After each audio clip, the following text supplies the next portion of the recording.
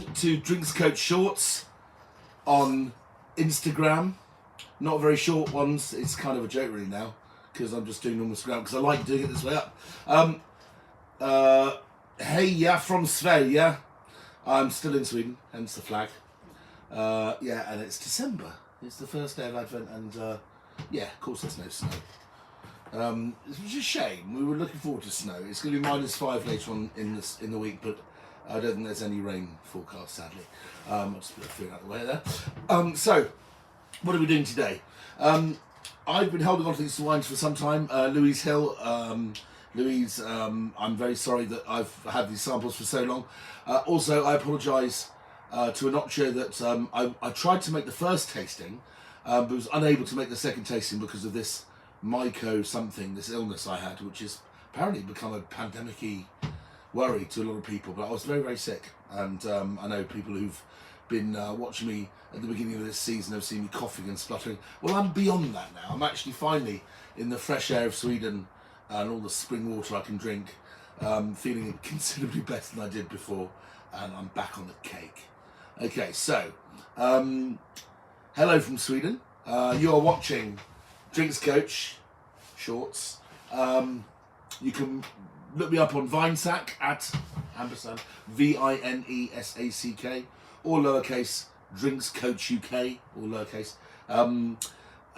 Those are my two kind of social media thingies, and you can either contact me or talk to me or whatever. I think what I might do is I might put these up on YouTube as well. These videos, she'll see, because I think they're quite good ones. I don't know, maybe I'm just feeling inspired because I'm with my mum, and I'm a long way away from London, which always makes me feel happy. Today, Susana Balbo, the Queen of Torrontés.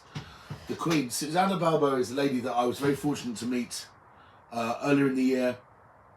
Unfortunately, the wines weren't able to meet her from Argentina, and she came over to do a vertical of this particular wine, which we'll come on to in due course, and to show 8 old vintages of it. This is Susana's attempt, success, at producing Argentina's finest white wine with age potential and age worthiness. Unfortunately, customs being customs, and the fact that we're no longer a part of anything, managed to fail to deliver the wine. So we turned up to a tasting where there wasn't the wines available. So instead, Susana showed the wines that Inocchio and the Great Wine Company, if you're buying direct as a consumer, the Great Wine Company, as a punter, is a very good website. Got some beautiful wines. They carry basically the whole Inocchio range. And there's Inocchio Co. for you restaurateurs out there. And Susana Balbo is one of their agencies. Susana Balbo has a winery called Dominio del Plata, and it's in Mendoza in Argentina. I've got 2 white wines from her, and I've got a red wine from her. We'll start with the whites because I think that's the story of Susana, that she's created this real interest in her white wines. And there's no hiding when you taste these wines that she's a Bordeaux-phile, that she loves the wines of Bordeaux. One of her favourite varieties to grow is Cabernet Sauvignon, and have one here, which is just beautiful wine for the money. I mean, it's hard to describe how good that wine is, and I think Cabernet and Malbec, as we know from Argentina, offers good value for money. But when you go up the ladder, you get some really stunning, very pure expressions of Cabernet, and it's particularly when you go up into the high altitude areas of Mendoza, which we'll come on to in a minute. So, what am I going to show you today? I'm going to show you 2 Susana Whites and 2 Susana Reds. The first one, I think the wine that maybe is the wine that people have made the most fuss about, is her Torrontés. Torrontés is the grape variety, the white grape variety, which kind of Argentina has of its own. You could argue, and has been argued for many decades, in fact, that Torrontés is a monkey around your neck, a bit like Pinotage was around the neck of South Africa, that, yay, it's theirs, but is it any good? Torrontés, I think, must have some kind of muscat heritage, if you like. It's a muscaty grape, very grapey, perfumed, and often almost too much kind of cologne, almost smells like imperial leather soap. And I think that Torrentes, when it's been overblown, it has this sense of being very flowery, and it's not a very high acid variety. But Susana, from what I can remember, and forgive me because it's been a long time since I did the tasting, and I wasn't able to make a more recent one. Susana isolated effectively two very important clones of Torrentes. There's one which I think she describes as the jasmine clone, which has wonderful jasmine perfume and elegance and fruit, and the other more spicy clone, which need to be kind of blended in the right proportions of authority to get a wine that has completeness without being all blousy and flowery. What's also very exciting is that most Torrentes, because it's such an aromatic variety, has automatically gone into stainless steel and been fermented at cool temperatures. And Susana has kind of proven that it can take oak. There aren't many Muscat derived grape varieties I can think of off the top of my head, if any, which are famous for doing well in wood. But she's experimented with this and produced some really quite elegant and spectacular wines.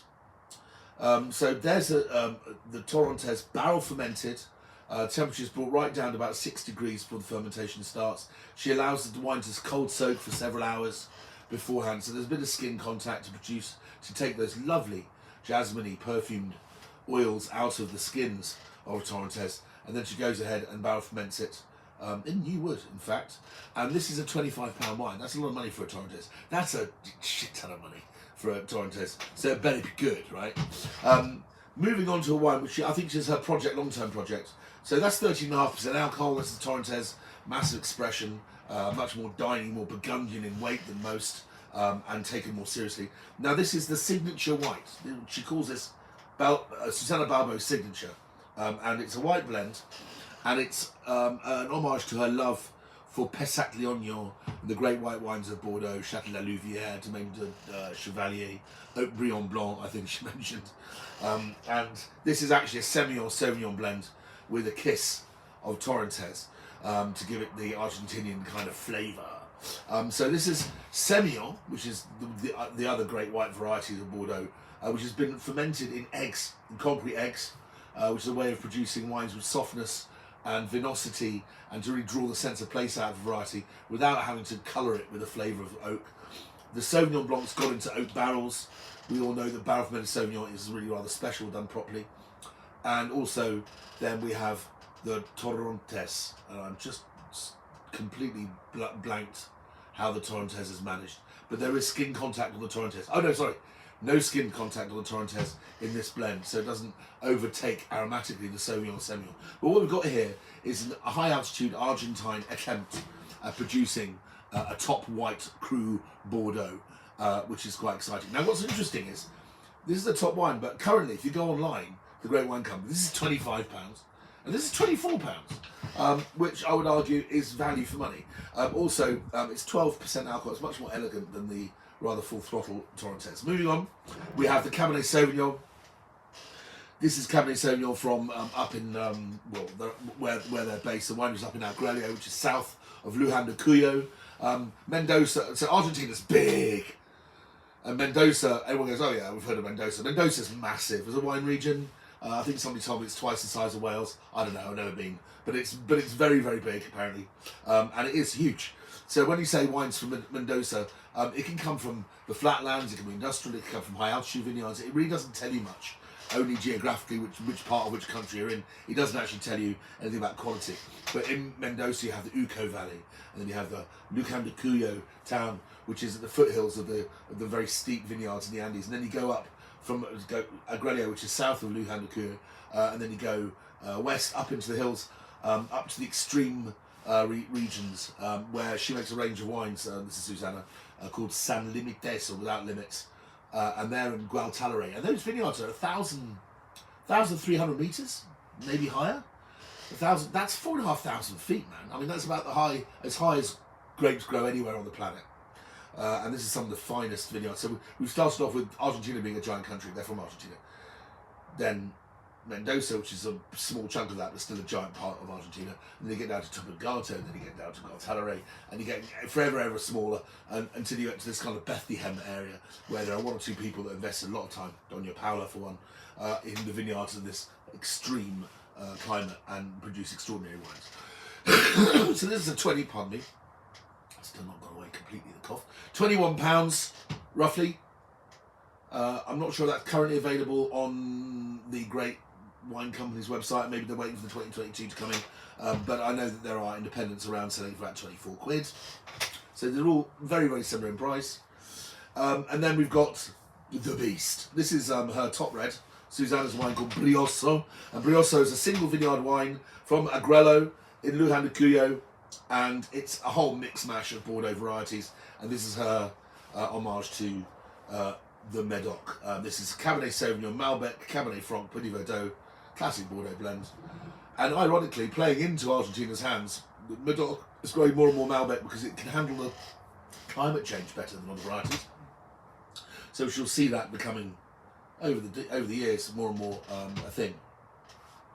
£42, I think it is, from the Great Wine Company.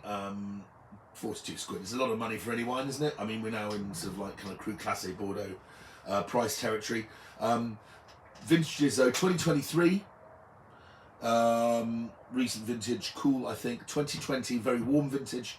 We've got a warm vintage of this signature blend. Then we've got 21, which I love, very elegant. And then we're back to 2020, which is a big vintage. So this wine kind of sits, I think, stylistically somewhere between Bordeaux and California, really. Margaret Rivery, let's call it that. It's 14.5% alcohol as well. It's typical for that kind of wine. Right, so without further ado, how far into this are we? I'm just how many seconds I've taken up so far of your time. Yeah, we're already 10 minutes in. Shit. Okay. All right, how about if I finish this in 20 minutes? Probably not doing justice to the wines, but we'll try anyway. Okay, so, first wine. Torrontés, Wild Ferment, 2023, signature, Susana Balbo. If you're into trying new wines and interesting wines, if you haven't had a barrel fermented Torrontés, this is probably something you've never had before. This is probably a new experience. So, all you wine enthusiasts and wine students out there, strongly recommend you try this. And it's kind of wine that probably pop up in the MW exam when you least expect it. So, because it's everywhere. Oh wow. Okay. You can smell the barrel fermented Torrontés does to Torrontés a bit what barrel fermenting Sauvignon does. It takes away that obvious upfront kind of real kind of body shot perfume and kind of acquiesces it, kind of settles it down. It's almost like you're seeing it from around the back. And this wine, like Torrontés, has a more herbal. God, did I say that? More herbal. There is an H in it. More herbal.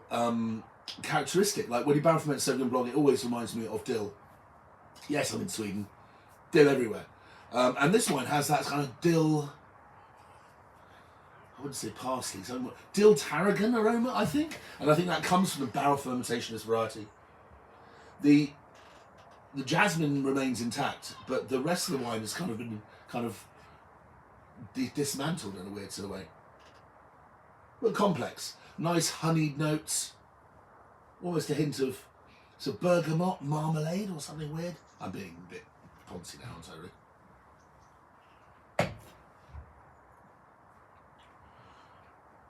Lovely taste of fresh lime on the end. I said that Torrontés lacks acidity, but not in this case. Oh, lovely and limey on the finish. I would love that with some Thai food, I think. Thai green curry, maybe, something like that. Anyway, £25. It's not to be sniffed at. It should be good for that kind of money. And this wine has all sorts of interesting beguiling flavours going on. And we know, because Susana is the queen of Torrontés, and I've had older ones, that these wines do age rather beautifully and change the things you least expect. But if you want to try something with a bit more primary fruits from the lineup, this is a premium Torrontés. Okay, going on to the signature blend. Interestingly, I've noticed the Torrontés is under screw cap. The red wines are under natural cork, and this wine here, the signature white blend, is under, and I've never had a bad wine under this, it's under Vinilloc. There we go. It's a glass stopper with a PTFE washer. It looks like there's almost no, it's like, imagine the International Space Station. You know, people inside looking out. Outside there's nothingness and void, and inside there's always pressure and temperature.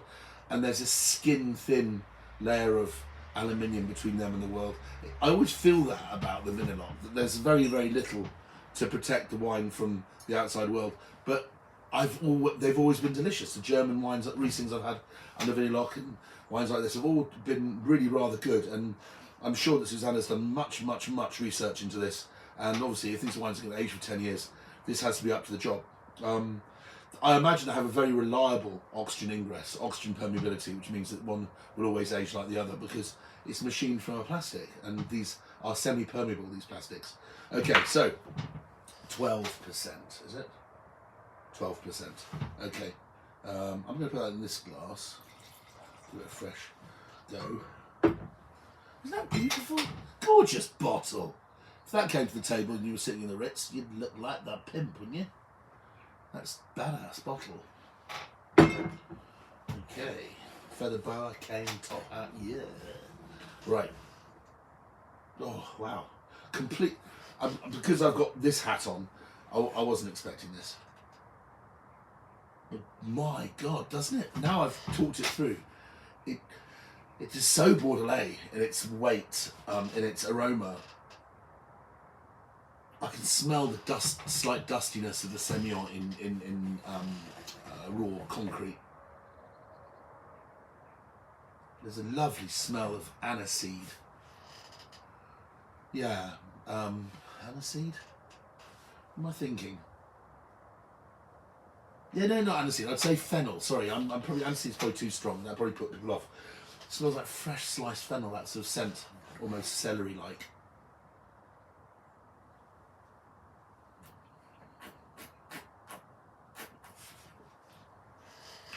Very lean, elegant. Considering this wine's 4 years old, it still tastes very prime, very young.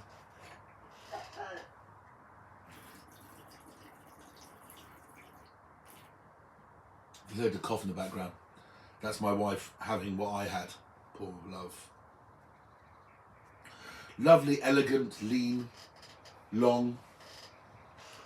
There's this kind of tiny kiss of jasmine on the finish, almost like they've just kind of sprinkled some jasmine there from the Torrentes. But this wine does have the linearity, the tautness, the frisson of the nervosité, the tightness of maybe a slightly ripe Loire Sauvignon Blanc, maybe some Alphonse Merlot, Sancerre in wood. You can taste that there's been some barrel with action here, more in texture than the actual flavour of vanilla. But that wine's a very, very fine wine. Lots going on, very, very foodie. And I'd like to see how that ages, which unfortunately, because I was sick, I didn't. Anyway, those are the whites for today. Moving on to the reds. We're kind of encroaching on 20 minutes, aren't we? Yeah. Going back to what I said before, she loves Cabernet Sauvignon. I love Cabernet Sauvignon. Quaderat Demonstrandum. I love Susana. I think her wines are really wonderful, as you can probably tell. Beautiful colour. It's not too dark. It's not over extracted. Looks like what premium Cabernet looks like.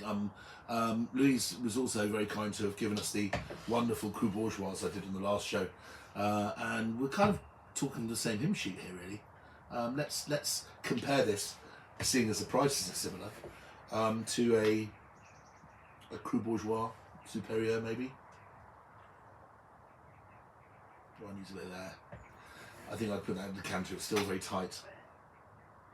It's got a lovely chalky nose, chalky density to it. It's like black currant Muller fruit corner. It's got a wonderful creaminess, almost yogurtiness. Very, very pure. If you were given a glass of this in a blind tasting, you're doing an exam, not necessarily the master wine exam, maybe just the diploma, and they ask you what grape variety is, this, ladies and gentlemen, is a wine that I would show people as, this is what New World Cabernet smells like. It's unmistakably cassis, like opening a bottle of creme de cassis, which is the archetypal definition. So few Cabernets actually smell like that. This one flipping well does. And there's also a bit of charcoal, something quite Bordelais about that kind of pencil shavings. You just get a graphite pencil, and that smell of kind of wood cedar.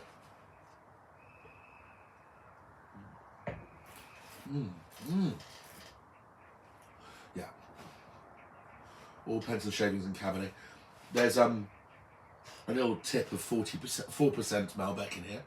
I'm not sure what that does in this small quantity because it's from very high altitude vineyards as well.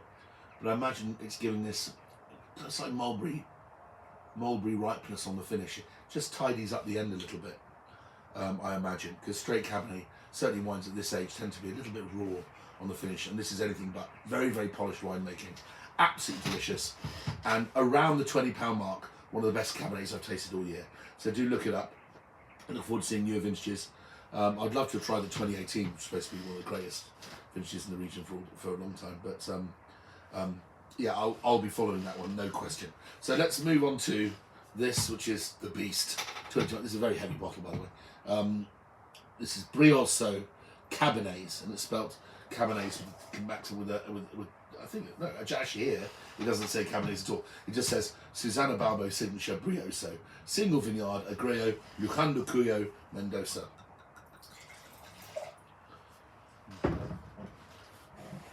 What did this remind me of when I tasted it last time? I do remember the wine, actually. I'll see if it still does. Oh, this wine has that kind of, has the Parker-ness, has the Robert Parker kind of pizzazz. It's a show tune wine. This wine has Hollywood finish written all over it. The nose is quite grand, very ripe from this 2020 vintage. Warming, almost kind of almost like a blueberry pie, like I'm trying to describe. It's kind of like a bread pudding with fruit in it. Lovely warmth of brioche with blackberry jam spread on it. Buttered blackberry crumpets. Doesn't that sound nice? Well, 42 quid gets you there. Or you can buy some crumpets for £1.60. But of course there's more to it than that. Especially sitting here now, and it's sort of nearly -2 or something outside in Sweden, and drinking that wine I brought in from outside. It has an almost mulled appeal. It's so generous and warm and ripe, spicy, texturally broad and creamy. Very, very, very grown-up wine. I can taste the individual blackcurrants in the background, and I think the Cabernet Franc adds a bit to that. There's a warm, very faint scent of, if I was going to pick a brand, H. Upmann No. 2 cigar, my current favourite cigar, which is a Maduro, slightly darker tobacco than some of the younger Monte Cristo type cigars. I'm being fussy here, but it does smell like an unlit, warm, that cosy smell of unlit Cuban cigar. Very fine smell of Napa suede. There's kind of a leatheriness to it, not in a dirty way. Very clean. God, I'm looking forward to drinking the rest of that. Liverpool's about to play Man City. Don't know the results. We're going to have pizza. We're going to be drinking rather well with the pizza. So, to cap, Torrentes, not as we know it, Jim, barrel fermented. Signature blend, unbelievably elegant, and a white wine at 12% in Argentina. I don't suppose you find many of those. It's almost got an elegance which I more associate with the mineral wines from the south, from Patagonia. And then we've got this beautiful Cabernet Sauvignon for, I think, very fair money, although it's still a treat at 20-something pounds. And then we've got this bad man. This is definitely roast beef, New Year's Eve or Christmas, but it's the kind of wine that would make an occasion if you had 6 people around the table who gave a shit. That's it. Susana Balbo, you rock, honey. Thanks very much for the samples, Louise.